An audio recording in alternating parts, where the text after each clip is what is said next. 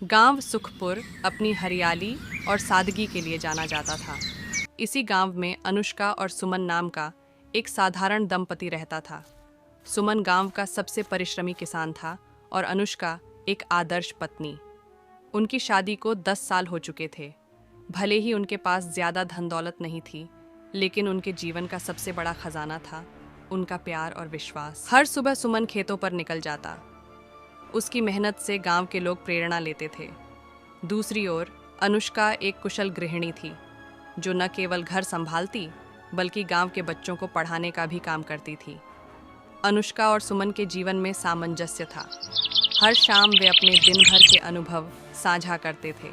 अनुष्का ने अक्सर देखा कि सुमन उसे हर छोटी बड़ी बात बताता है, लेकिन पिछले कुछ दिनों से वह कुछ परेशान लग रहा था। वह देर रात तक जागता रहता, चुपचाप सोचता रहता। अनुष्का को उसकी यह चुप्पी बेचैन कर रही थी। गांव में सूखा पड़ गया था। चारों तरफ हाहाकार मच गया। फसलें सूख चुकी थीं। किसान कर्ज में डूब गए थे। सुमन भी इससे अछूता नहीं था। उसका खेत पूरी तरह से बर्बाद हो गया था। सुमन का दिल अंदर से टूट चुका था। वह सोचता, अगर घर का खर्चा नहीं चला पाया तो मैं अनुष्का का क्या मुंह देखूंगा। अनुष्का ने धीरे धीरे सुमन की इस बेचैनी को समझा। उसने एक रात सुमन से पूछा, आप इतने परेशान क्यों रहते हैं? क्या मुझसे कुछ छिपा रहे हैं? सुमन ने झूठ बोलते हुए कहा, नहीं, कुछ नहीं, सब ठीक है, बस फसल खराब हो गई है, इसलिए सोच रहा हूँ अब क्या करना चाहिए। अनुष्का ने कुछ नहीं कहा, लेकिन उसने मन में ठान लिया कि वह सुमन के इस दुख का समाधान जरूर निकालेगी। अगले दिन अनुष्का चुपचाप अपने गहने लेकर गांव के साहूकार के पास गई। उसने अपने सारे गहने गिरवी रख दिए और जो पैसे मिले उससे सुमन का कर्ज चुका दिया। जब सुमन को इस बारे में पता चला तो वह गुस्से और भावनाओं से भर गया। उसने अनुष्का से कहा, तुमने इतना बड़ा कदम क्यों उठाया? यह मेरी जिम्मेदारी थी। अनुष्का ने मुस्कुराते हुए जवाब दिया, आपकी जिम्मेदारी मेरी भी जिम्मेदारी है। पति और पत्नी का रिश्ता एक दूसरे का सहारा बनने का होता है।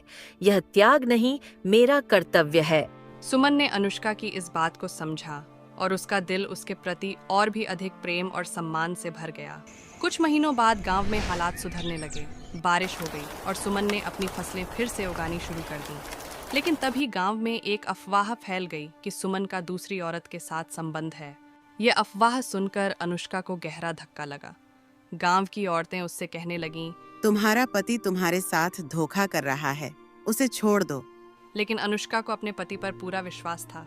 उसने उन औरतों से कहा, मेरा सुमन ऐसा नहीं कर सकता। हमारा रिश्ता दूसरों की बातों पर नहीं, विश्वास पर टिका है।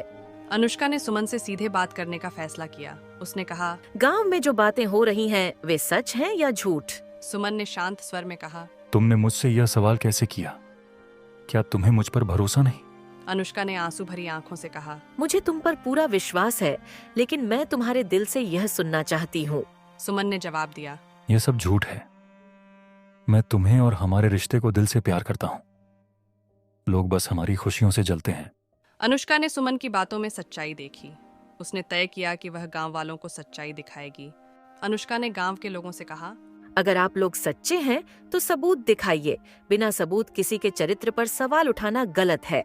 कुछ दिनों बाद गांव के ही एक आदमी ने यह स्वीकार किया कि उसने यह अफवाह केवल ईर्ष्या के कारण फैलाई थी। उसने कहा, सुमन की सफलता मुझे बर्दाश्त नहीं हुई, इसलिए मैंने झूठ फैलाया। गांव के लोगों ने अपनी गलती स्वीकार की और अनुष्का सुमन से माफी मांगी। इस घटना के बाद अनुष्का और सुमन का रिश्ता और मजबूत हो गया। उन्होंने हर मुश्किल का सामना एक साथ किया और दूसरों के लिए एक मिसाल बने। अनुष्का ने सुमन से कहा, हमारे रिश्ते की नींव विश्वास और प्यार पर है। जब तक हम साथ हैं, कोई ताकत हमें हरा नहीं सकती। सुमन ने अनुष्का का हाथ पकड़कर कहा, तुम मेरी ताकत हो, तुम्हारे बिना मैं अधूरा हूँ। गांव वालों ने भी उनसे सीखा कि अफवाहें और ईर्ष्या किसी का जीवन बर्बाद कर सकती हैं। यह कहानी हमें सिखाती है कि पति पत्नी के रिश्ते में विश्वास सबसे महत्वपूर्ण है।